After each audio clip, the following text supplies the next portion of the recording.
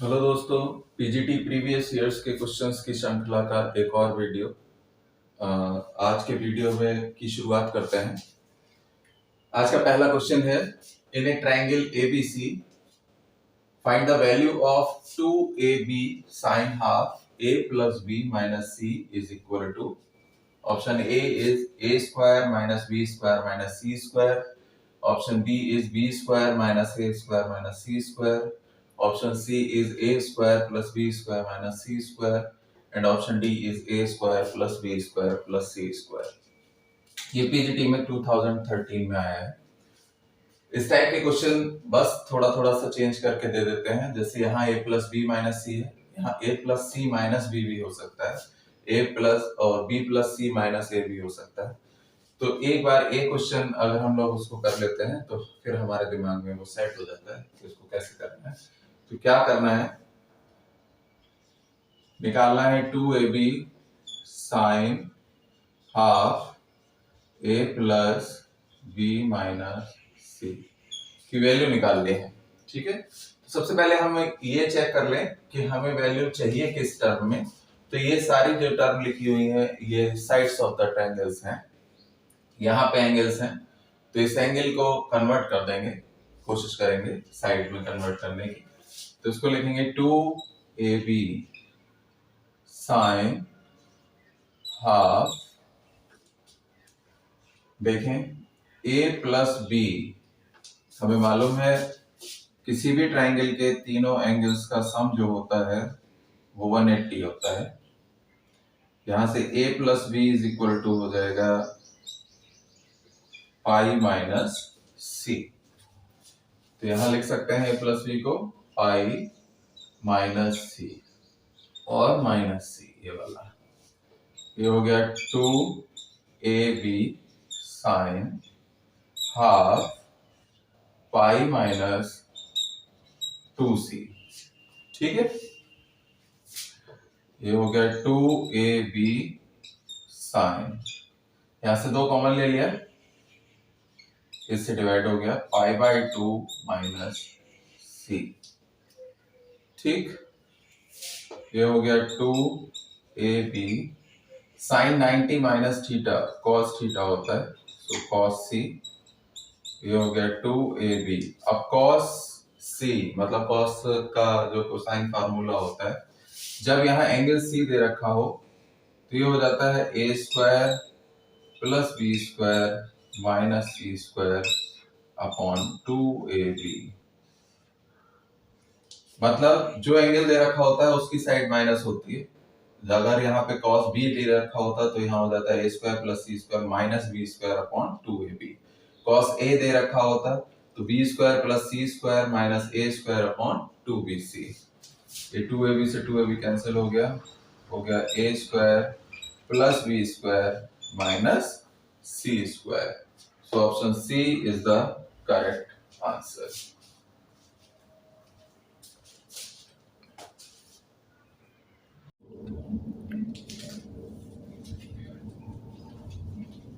देखते हैं next question. In triangle ABC A is equal to 1, B is equal to 2 and C is equal to 3। ये तीन sides दे रखी हैं किसी भी ट्रायंगल ABC की। Then the find the value of cos A by 2। ये वो क्वेश्चंस हैं जिनके छोटे छोटे से फॉर्मूले होते हैं और जिन फॉर्मूलों को याद करना बहुत आसान नहीं होता, क्योंकि ट्रिग्नोमेट्री में बहुत सारे फॉर्मूले होते हैं। अगर इनको बार बार ना किया जाए, अगर इनकी प्रैक्टिस ना की जाए, तो फिर ये पर्टिकुलर फॉर्मूले से होने वाले क्वेश्चन हैं, और पर्टिकुलर फॉर्मूला अगर आपको याद नहीं है तो फिर वो क्वेश्चन आपसे नहीं होगा। इसलिए कोशिश करें कि जो पर्टिकुलर फॉर्मूले वाले क्वेश्चंस हैं उनको बार बार प्रैक्टिस के साथ करते रहें। दिया है a is equal to 1, b is equal to 2 and c is equal to 3। तीन साइड्स दे रखी हैं। हमें मालूम है s इज द पेरीमीटर और इसकी वैल्यू होती है a plus B plus C upon 2। पहले s की वैल्यू निकाल लेते हैं, 1 plus 2 plus 3 upon 2, that is 6 upon 2 this equal to 3। ठीक है। एंड cos a बाई 2 ये होता है अंडर रूट s माइनस ए अपॉन BC। s माइनस ए अपॉन BC। ध्यान रखेंगे cos a बाई 2 की वैल्यू s माइनस ए अपॉन BC। अब ये इतना छोटा सा एक फॉर्मूला है जो याद करना बहुत जरूरी है, और ये याद ना करके इसकी 2-4 बार अगर प्रैक्टिस कर लें तो ये ऑटोमेटिकली याद हो जाता है। यहाँ पे a बाई 2 लिखा है, देन a साइड माइनस है और BC नीचे है। यहाँ b बाई 2 लिखा होता तो यहाँ माइनस b हो जाता, तो हो जाता है s minus b upon AC। यहाँ c बाई 2 लिखा होता तो s minus c upon AB।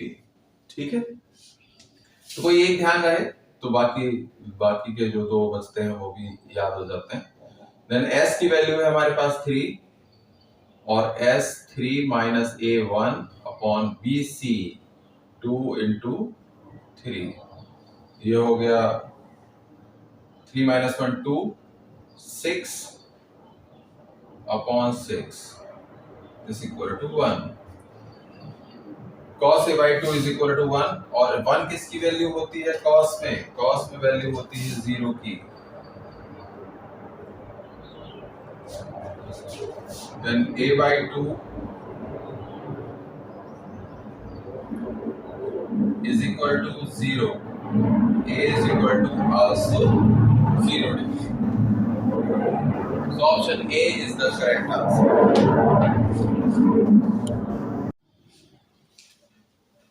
चलिए करते हैं अगला क्वेश्चन। नेक्स्ट क्वेश्चन है in an equilateral triangle. Equilateral triangle मतलब तीनों साइड्स उसकी जो है वो सेम है। द इन रेडियस मतलब inner radius, circumradius and one of the exradii. Inradius मतलब स्मॉल r, सर्कम रेडियस मतलब capital R, and one of the it's x radii मतलब R1, R2, R3 में से कोई भी एक। R in the ratio of option A is 2:3:5, option B is 1:2:3, option C is 1:3:7, option D is 3:7:9। ये PCT में 2002 में आया है।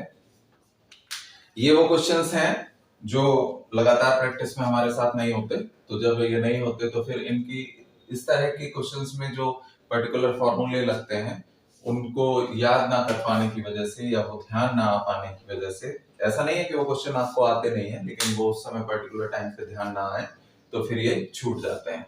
इसलिए इस टाइप के क्वेश्चंस की जो प्रैक्टिस है वो ज्यादा से ज्यादा करें। और ये 1 से 2 क्वेश्चन आते ही आते हैं एग्जाम में। तो हमें क्या करना है, इक्विलैटरल ट्रायंगल दे रखा है, इनर रेडियस मतलब स्मॉल r, सर्कम रेडियस मतलब कैपिटल R, और कोई भी एक x radii R1, R2, R3 में से इनका रेशियो निकालना है। ठीक है, इनका रेशियो इनमें से कोई होगा। तो पहले इनके बीच में रिलेशंस ध्यान रखें। इक्विलैटरल ट्रायंगल है, इक्विलैटरल ट्रायंगल है तो मतलब एंगल A, एंगल B और एंगल C तीनों बराबर होंगे, और तीनों कितने डिग्री के होंगे 60 डिग्री, क्योंकि 180 अपॉन 3 इक्वल बांट दिया मैंने। एक फॉर्मूला होता है small r is equal to 4r sine a by 2 sine b by 2 sine c by 2। So this will be the relation between inner circle, inner radius and the circumradius. ठीक है, this one 4r sin a by 2 sin 30, sin b by 2 also sin 30, sin c by 2 फिर sin 30। 4r sin 30 की value होती है 1/2, 1/2, 1/2। ये देखने में इतना आसान लग रहा है क्योंकि ये फॉर्मूला याद है, और अगर ये फॉर्मूला ही पता ना हो तो इसके बाद से नीचे करना आसान नहीं है। आसान क्या, होगा ही नहीं। ये हो गया r/2, this one is small r. So r ratio r is equal to 1:2. ये ध्यान रखेंगे, इन दोनों के बीच में रिलेशन आ गया।